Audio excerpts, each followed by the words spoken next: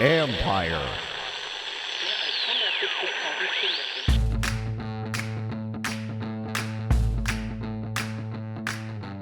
Hello and welcome to another live stream edition of the John Connery Report. Do me a favor, subscribe to the show wherever you get your podcasts. You're watching this on YouTube later. Hit that subscribe button, hit that like button. You can find us there, of course, as part of Empire Media, AMPI. Always much appreciated when you tune in. You can read my work on ESPN.com.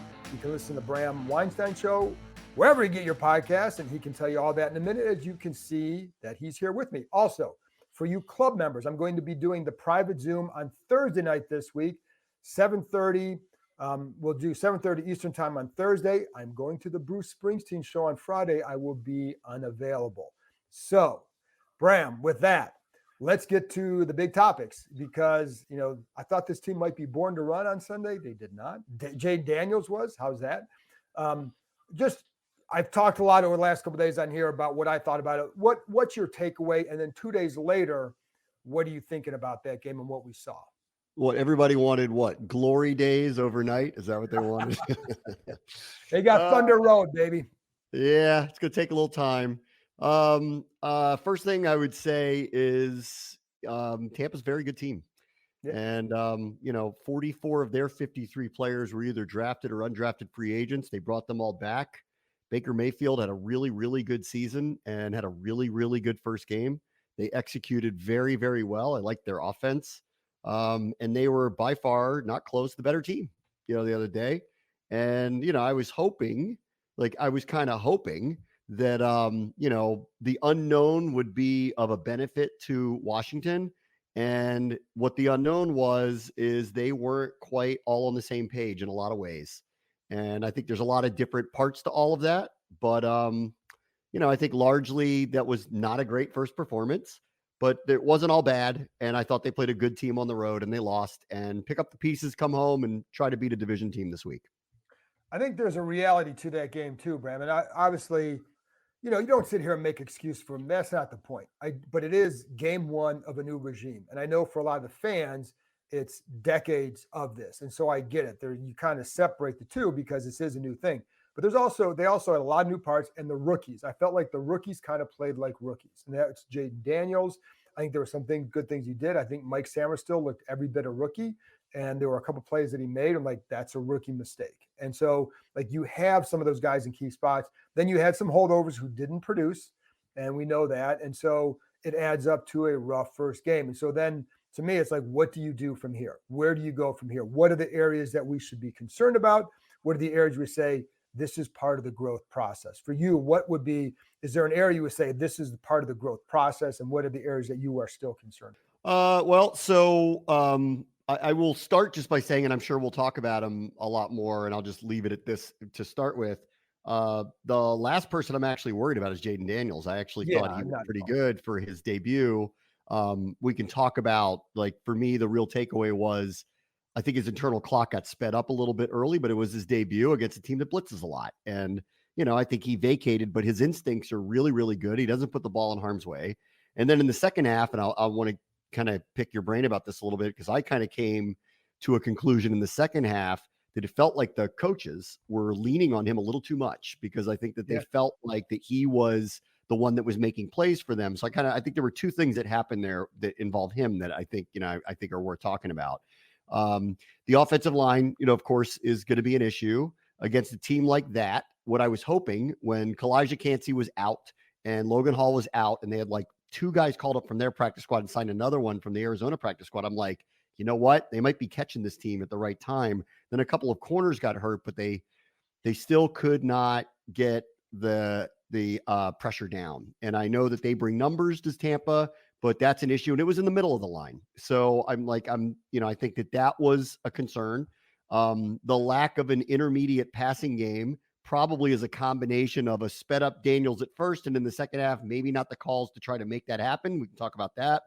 And then defensively, I think the biggest thing that was a surprise was the tackling. I was just very surprised by that, just because knowing what the kind of core values are of Dan Quinn, Joe Witt, et cetera, ball is life. You're going to like the way we play. This is how we get down, all the cliches that they're using.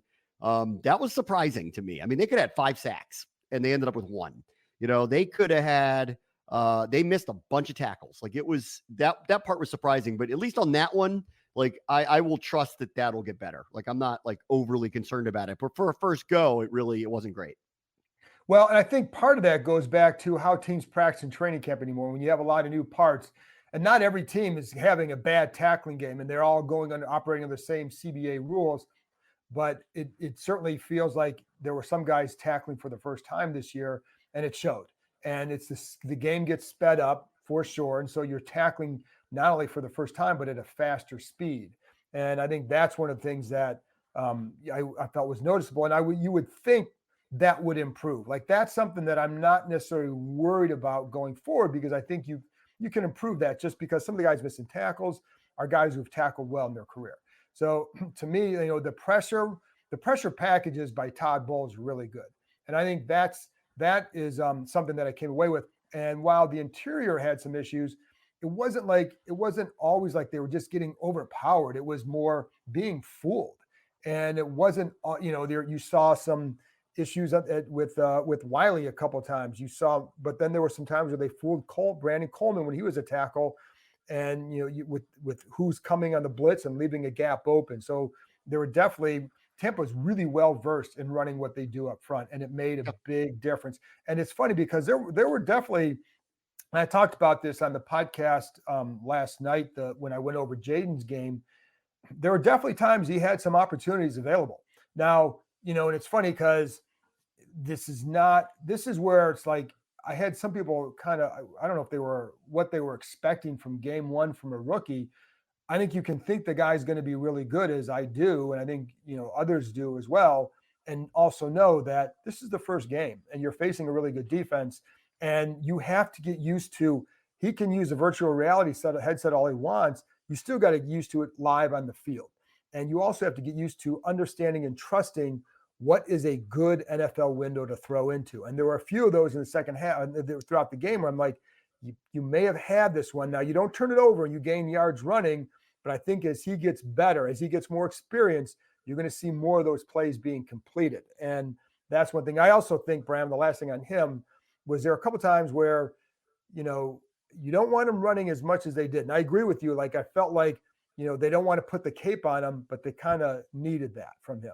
But the other thing that's how I felt watching it over that, like in the first half, in a few of the occasions where he scrambled out, I think he vacated a little early. That's just my opinion. It sounds like the coaches felt the same way too. And so Tampa sped him up a little bit, but go back to, this is his debut. He never played an NFL game before. He's playing against a team that's going to blitz you on every single down. They're going to bring at least 5 constantly.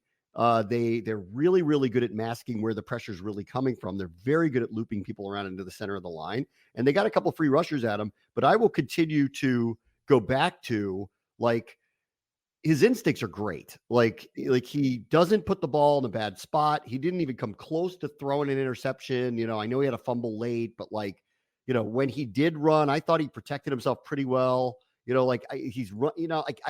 feel like his instincts are right there. And I just felt like it just felt like it was a first go. And that was his real rookie moment to me. And if that's his rookie moment, that he's not throwing the ball the wrong way or running around, like Caleb Williams took a 20-yard sack, the other day, like if that's not happening, that's a really good sign to me. But then in the second half, what I felt like is, as he was settling in and kind of calming down and getting a gauge of the speed of everything, all of a sudden, like, they were calling his number a lot. And it did feel like on some level that they were looking for answers here early, and they felt they needed to get it from him. So that's just kind of how I felt watching it, that they kind of turned to him, and I was a touch surprised by that. Yeah, and there's a little bit of that. And I mean, he's a playmaker, but again, I think where he can improve with it is, again, through the experience, taking the opportunities that are there. And I talked about this on the podcast. I think I had a screenshot of it. There's a dig to De'Ami Brown off of play action, well executed. It's there. And he hesitated. And I don't know. And this is one where it's like, this is where I like being in the locker room, because you can ask guys, like, you can ask him, like, okay, what did you see in this play? Because I know I watched him enough in college to know that he's going to make that throw. But there's something like you have to go through this to get out and go do it consistently. Rookie quarterbacks struggle. And so I think then the other one, Bram, is too, like the one thing on the zone read, I think the one right before he scored the last touchdown and his helmet gets knocked off, that's one where I'm like, you got to hand that off to Brian Robinson when you have that chance, because I like that they've showed this, but I think like in that case, like save yourself a little bit, reward your back and let him knock it in. But the handoff was there. And so I think there's sometimes where it's like, he's going to see that and say, okay, don't forget to you don't want it just him always running the ball on those. No, because otherwise teams are just going to target him. And I was talking to a defensive coach today, and he's like, I would just tell them, go to the mesh point, go right at the quarterback. Don't worry about the running back because he's keeping it, knock him. So you want to make sure that you're handing it off a little bit. I think this was a first go for everybody. And so that's why I want to talk to people out there, starting tomorrow and just kind of get a sense of the feel of it. Like, I think it was a first go for everybody. Everybody's getting comfortable. Things weren't going particularly well for them. The first drive went sideways because of a bad pass. They had not a great penalty get called against them on the Zacchaeus block that took them out and had them try a long field goal, which ended up being missed. And so like there were a lot of hanging chads on the day for sure. But then when push came to shove and they needed to start making plays, it did feel like that they went, let number 5 do it. And I'd like to hear more about that, because all I know is they've talked about him being pass first constantly. They don't want him to run a ton. They know he can do it, but he's not Justin Fields. Like, we're not trying to turn him into that. Right. But so it felt like the game got away from them a little bit, and this is how they responded. But again, it's first go for everybody. So, it's baked in, John. The whole thing's new. Like, of course, there's going to be ups and downs and a learning curve that goes along. But I still say there were chances even the second half where I think he could have thrown the ball. So I don't know if it's as much them saying go make the play with your legs as it is maybe you got to get used to those NFL pockets and windows that you can squeeze it into. And what do you feel? That's a comfort level. That's experience. So there's nothing with him that I came away worried about. Like he kind of played the way I thought. Like, he can make plays. The beauty of a guy like Jaden Daniels is you can make plays as you get comfortable as a passer. And what we also know about him, he is eventually his game is going to be passing first. And so I think there's just, he almost said, if you complete that 70-yard touchdown pass to McLaurin, now it looks a little bit different, right? Now he didn't, but I'll take that chance with him again. So there's like, the thing that, it's funny because after the podcast I had last night, they kind of dinged like, basically all you talk about was his runs and his competitiveness. Like, the competitiveness stuff matters. It matters a ton, because I want a guy who is first and foremost a competitor, because then you can work out stuff, right? You're going to work this out. And so I don't worry about him in that regard. The corners. And I think Mike Samerstill had a rookie game. And I think some of it is just understanding leverage, understanding how to play to your help. And there was a play at the goal line, the one where Godwin comes off a rub from Mike Evans, where I think that's somewhat indicative of that. Again, I was talking to someone who was a very good defensive coach who was like, in that situation, you probably want him to shade, play with more leverage. Based on the coverage, that St. Juste is going to cover him. You have inside help with Martin and Bobby Wagner, because based on the formation, the alignment, but that's a lot for a rookie to take in. So you're thinking of all this stuff you got to pay attention to, and maybe you don't play the leverage the right way and it gets you caught.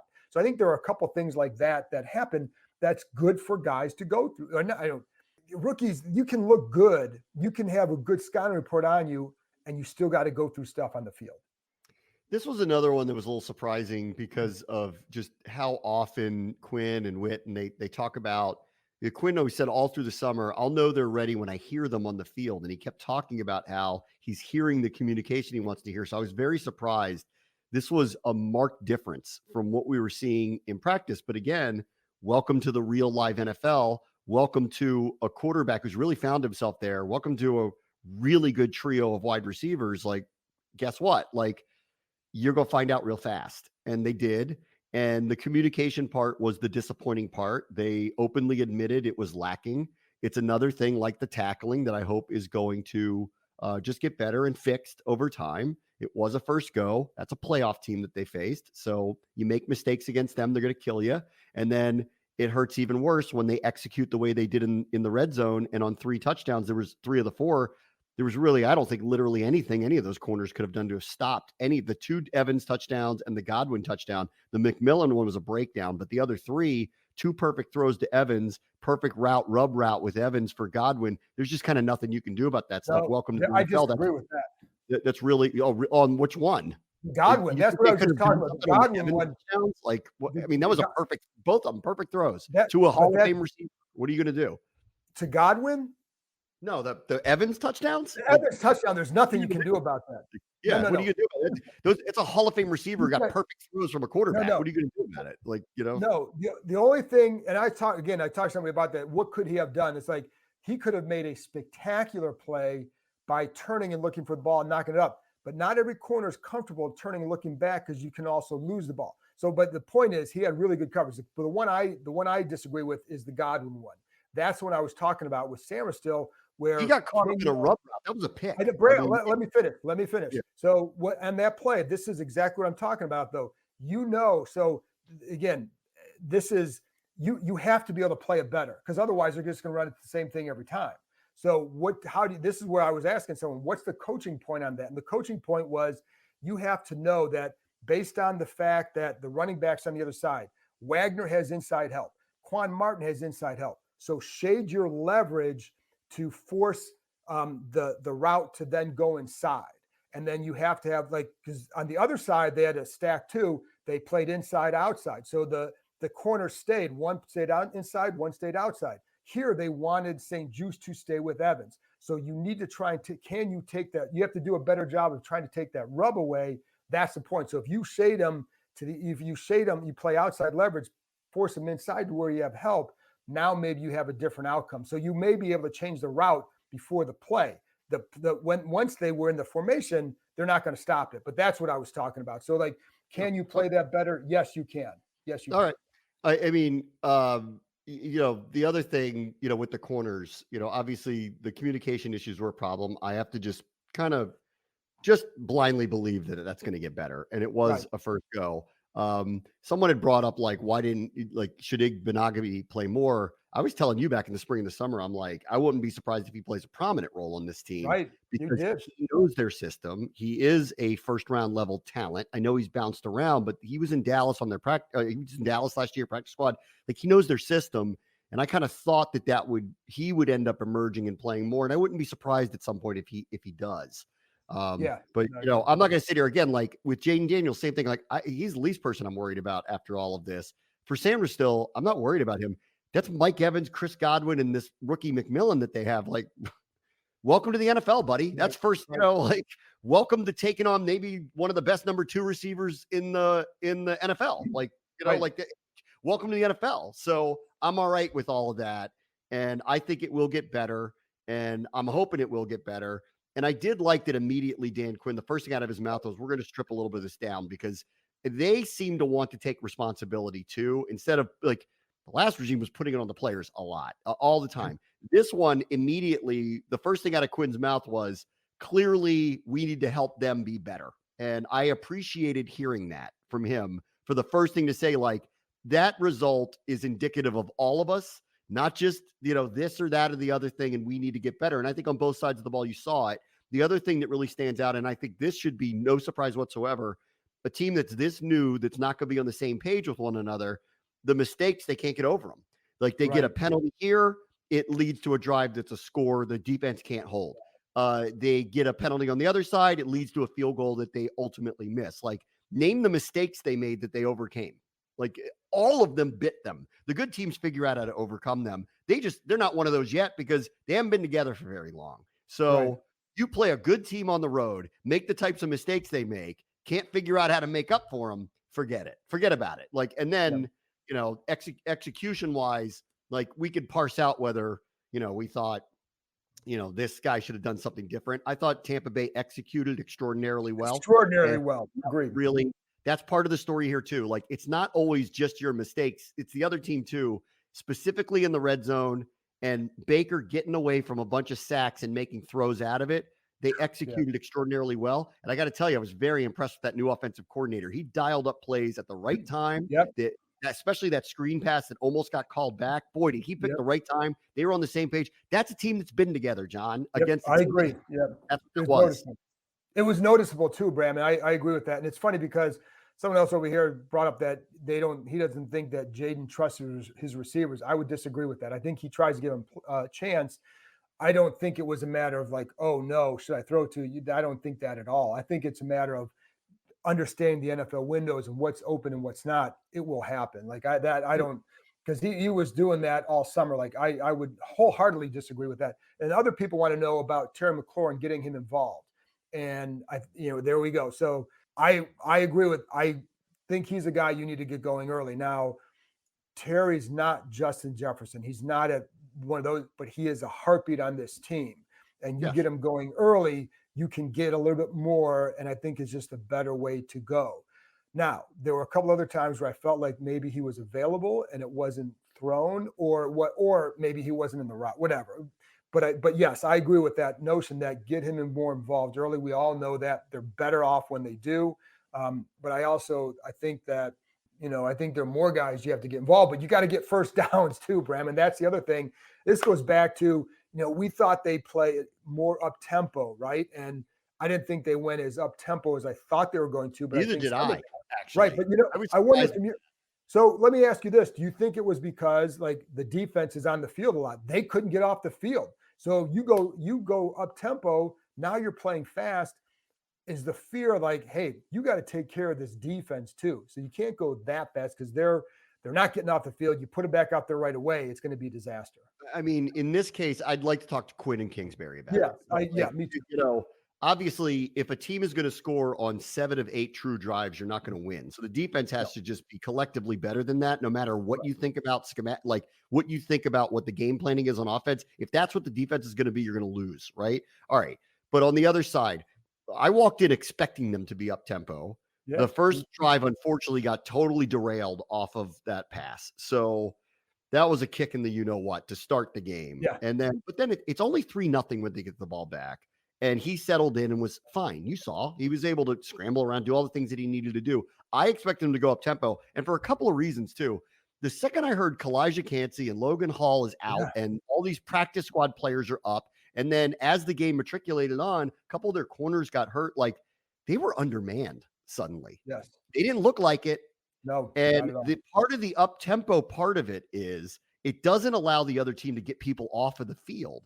So I was a touch surprised, knowing what the injury report situation was for Tampa Bay, that they didn't do that. But maybe as they were getting into the game field, they just didn't feel comfortable with it. And maybe some of it was our defense is struggling to adjust here, at least initially. We can't have a bunch of quick 3 and outs. And so I'd like to talk to some people about that because I agree with you. I expected more of it. The other thing that is on the Terry part and really the wide receivers as a whole, there was no semblance of an intermediate passing game.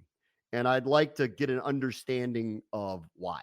I don't really, that was just they took their shots a couple of times. Unfortunately, they missed the big one, but that's a low completion percentage on that stuff anyway. But they missed it, unfortunately. They tried a couple. Most of the stuff was middle of the field, Eckler, Robinson, Ertz. Most of the receiver stuff were screens. There was very, very little intermediate passing game. And it felt missing to me from the game plan for sure. Right. And for whatever the reason why they didn't get there, you're right. That has to be fixed. And, Hey, it's Bram Weinstein here, voice of the Commanders, and of course, frequent guest of this podcast, The John Keim Report. I wanted to let you all know that my show, which airs at 11 a.m. to 12 p.m. on ESPN 630, is now exclusively produced by Empire Media, my company, and is going to be distributed through our network. So I'm asking you, please, if you subscribe to this show and love this show, give mine a try as well. Subscribe to the Bram Weinstein Show wherever you get your podcasts. And many of the shows and many of the elements that are in the show will be available on the Empire Media YouTube channel. We're going to talk a ton of Commanders and other DC sports. Check it out. I come away from this too because it's hard to get it going on offense when you have all those new parts, new coordinator, and a rookie quarterback, etc. I have hope for what number 5 is going to do and what he would mean for this offense. I still have a lot of questions on the defense because with the corners, it goes back to that. Like, I actually thought St. Juste was better than I think what was the perception of him on Sunday. But Forbes, he's got to play better. And Sammer still, again, he's a rookie. Yeah, I thought St. Juste was fine. I've grown accustomed to, and I know Witt and Quinn want this. He's got to catch these interceptions. Like, yeah, well, there is that. Yes. Yeah. I agree with you on the whole. If you go rewatch, you'll see. I know he got beat on a couple touchdowns, but again, go back and look at these throws that were made to a Hall of Fame receiver. Yeah, Guess what? Sometimes they win. And the second one, doing that to people for 10 years. So, the second one to Evans, I'm with you too. Like both of them. I mean, could you play? Yes. Could you play the second one better? Yes, but he's not. And I don't think, you have a guy now though. You're nitpicking against a Hall of Fame receiver. That's nitpicking. Yeah. He's not Jalen Ramsey covering him. He's, you know what I mean? He's a guy that is best suited as like a number 2 corner. They're putting him in a spot where maybe he's going over where he's at in terms of talent level. But there are a couple of times where he had some really good jams and took Evans out of the play because of it. So, but I'm more concerned, like, how long will it take Samuel to kind of get his feet going? And I think he will, because he's a smart player. It's a first game. And then, the other thing I wonder about too is they use Chin a lot in the deep middle at times, or deep. He's really good in the box. And I don't know, I'm curious to see how that develops. On the one deep one that McMillan caught, Samuel's got to drop more, but Chin is also the last line there, and both of them could have done a better job on that. And so, I just think there's things that you have to iron out. But I'm with you. I'm with you on Sammer still. He felt like a rookie first game. Yeah, that's okay. Forbes, I'm a little more, and I've been saying this for weeks, I'm more concerned about him than I am about St. Juste, for that matter. Like, I actually did not think St. Juste played that poorly. And if you really go rewatch, you'll see. Like, I agree. With Forbes, though, there was one particular one he didn't quite get the right depth on. This one that was kind of a really nice shot that Baker threw kind of over his hands, but he needed to be a little bit deeper. Obviously, he took the penalties because he had to on that one play that probably would have been a touchdown to McMillan. They were very lucky McMillan didn't catch another touchdown in the first half. He just dropped one. So this could have been worse. It could have been worse. And I am concerned about Forbes. I'll be interested to hear what Witt and Quinn say about him. I don't think Michael Davis played, or if he did, it was very little. I know that they're trying, he's in a different scheme for him. So, and they're working with him to get him up to speed. So we'll see what happens. I'll go with, we'll see what happens there, but I'm more concerned about him than I am about St. Juste at this point. Oh, for sure. He's a rookie, and people have been asking about Mike Davis. Mike Davis, first of all, he's not a slot corner. The other thing is that he didn't show this summer that he warranted being in that top group. He didn't. So that's what they have. And Igbenogany, when he came in, I thought he did a nice job. So, we'll see how they go. But I also am curious to see how the pressures develop, because there were definitely times, Ram, too, that in the run game, this is what was concerning to me. In the run game, there were too many gaps not filled.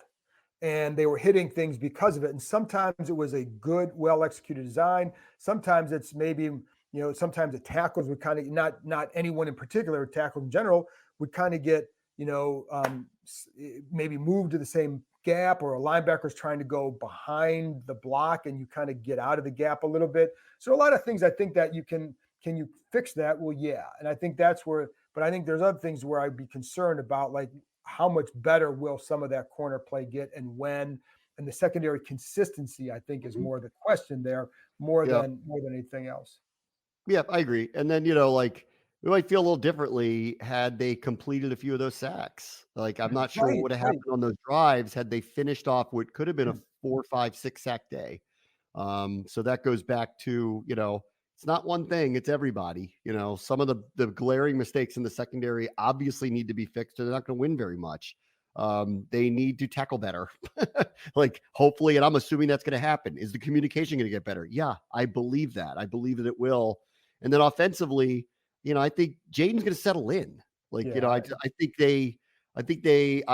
just interested to see now. I'm more interested to see how the coaching staff adjusts with him, because I watched him and I went, you know what? He did some rookie-ish things with veteran-like instincts. So I'm not Yeah, worried. that's good. Yeah. Let's just all kind of let's all kind of settle in with him. Remember, that was a debut, and as far as a debut goes, I saw no panic out of this guy No, whatsoever at no, any point in time, no. which is what I love about him. And I did like that DQ reiterated we like him as pass first. So do I. And I think he will like himself as pass first too. Yeah. And you know what? He's gonna watch the film. Yep. He's gonna put on the VR headset, and I'm pretty convinced that next time around, and the time after that, and the time after that, you're going to start to see him get comfortable. And that's really, I think, all we're looking for here is comfort level. Correct. And I agree with everything you said there. He's not someone I worry about. I think that for a rookie quarterback, you've got to go through things, and that's just the way that it is. But I think he's built for long-term success in that regard. Last thing then, Bram, before we go, stop me if you've heard this one. The Giants stink. They're coming to Washington, and Daniel Jones is really getting killed in the New York media. Have you heard that before? You know, this one feels even more different than other times because of Hard Knocks, honestly. Like, I God, don't think that did them any favors. Like, No. my opinion was that did not put their front office in a very good light in a lot of ways. They were I appreciate it as someone who's in the media. I totally appreciated the access. Like, I thought they lifted the curtain up way more than I ever would have expected them to. But we now know, not that it's a shock, they don't love Daniel Jones and tried to replace him 8 million ways. They got cheap with Saquon Barkley. They did not get cheap with Brian Burns, and I don't understand their plan. And I don't think the New York media does. And you know how, if you think we're tough on this team here, you don't know what it is up there. And then they go out and they lay a dud on their home field, and Jones is bad. Like, this one feels even a little more different. That said, last year, as has become commonplace with this team, they lost to them twice to two different backup quarterbacks. So, Right. I don't know what it's been. I hope this script gets flipped with all this newness here. Someone's going to get right this weekend. But, this one feels a little I still feel like, I know this was rough what happened the other day, but I still feel like it's not hard to regenerate the optimism, especially if you really think about the way that Jaden played the other day. But for the Giants, that feels like it's sinking fast because of everything that happened in the offseason. And then the start was as bad as it could be for them. Listen, there's a difference. Like, here, that loss and what you heard in the locker room was like, hey, guys, hey, you know, and what Dan Quinn, lessons learned and building on this and going back and it's still new, we're still doing this. So that newness gives you that optimism to think that things can still are going in the right direction because it's so new. If you're in New York, this is year 3 of that program, and it was ugly on Sunday. And there's no chance that if you're a Giants player that you can sit there and say Daniel Jones is absolutely the guy. And so I think there's that's going to all you have a chance to go do something now to take advantage of that. Saying it I couldn't.